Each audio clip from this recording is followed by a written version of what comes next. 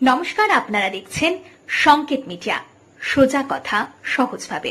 না, বিধানসভা বাজার অধিবেশন চলছে ঠিকই, কিন্তু আমার মা যেহেতু মক্কাতে হজে ছিল, তো মা হজ থেকে এসেছে, মাকে নিয়ে এসেছে, জন্য কদিন বাড়িতে আছি আর কি। দেখছি যাবো কিনা, আমি ভাবছি আর কি।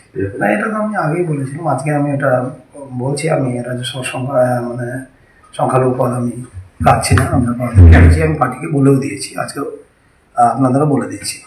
না, কারণ তো এক তো বর্তমান পরিস্থিতি একটু তো এইভাবে আছে, তারপরে আমার পক্ষেও অসুবিধা এই সময়, তখন অনেকগুলো সুযোগ সুবিধা ছিল পার্টি করার, ক্ষমতায় থাকে, বা এখন সমস্যাগুলো হচ্ছে, এখন বর্তমান পরিস্থিতি কর্মীদের সমস্যা হচ্ছে, আমরা ঠিক দাঁড়াতে পারছি না পাশে।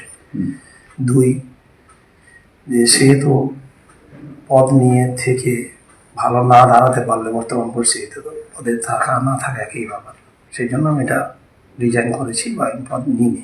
এখন আমি নিজেও শারীরিকভাবে অনেকটাই সমস্যা আছে। আমি ইলেকশনের পরে আমি চিকিৎসার জন্য যেতে চেয়েছিলাম বাইরে, তো আমি যাব, কয়েকদিনের মধ্যেই যাওয়ার কথা ছিল। মাননীয় মুখ্যমন্ত্রী, আমার নিজেরও শারীরিক চিকিৎসা, কয়েকটি জায়গায় যেতে হবে, বাইরে কতগুলো চিকিৎসার প্রয়োজন আছে। ইলেকশন আগে যেতে চেয়েছিলাম, ইলেকশনের পরে যাব। এবং ধরেন যে মাননীয় মুখ্যমন্ত্রী মালদা এসেছিল বলে তখন আমার টিকিট ছিল বাইরে যাওয়ার, সেই জন্য যাইনি, কিন্তু আমি কয়েকদিন পরে যাব। বাড়িতে মা হজ করে এসছে, ওনারও শারীরিক অবস্থা ভালো না, সেই কারণে আর কি এইসব পদে থেকে আমি থাকছি না। আমি তো এর আগেও বলেছি, আজকেও বলছি, আমি এখন তো আপাতত স্থগিত, মানে নিজে এমনি আছি, ওনার দিকে আমি আপাতত নেই। নিশ্চয়ই সময় পথ বলবে। এবং ধরুন যে লবি দুটোই তো সবাই তৃণমূলই বলছে। এখন আমাদের সহচর এমএলএরা আছে, তারাও তৃণমূল, আমরাও তৃণমূল, সবাই তাদের সঙ্গে কথা হয়েছে, নিশ্চয়ই দেখছি কোনটা কি হবে, সময়ে বলবো, নিশ্চয়ই বলবো, আপনারা জানতে পারবেন। কথা তো এখন বিধানসভায় যে সরকারিভাবে যে স্বীকৃতি বিরোধী দল, হ্যাঁ, কথাবার্তা তো নিশ্চয় হয়েছে।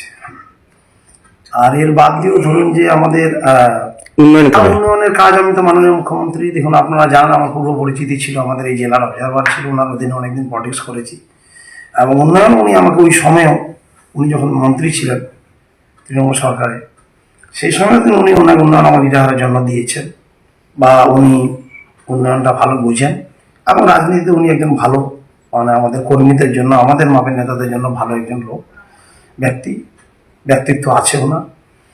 মালদার মিটিংয়ে গিয়েছিলাম, বিধানসভাতেও আমার কথা হয়েছে যে উনি উন্নয়ন বা বিভিন্ন ব্যাপারে উনি আমাকে সহযোগিতা করবেন, আমি অনুরোধ করেছি, উনি করতেও চেয়েছেন।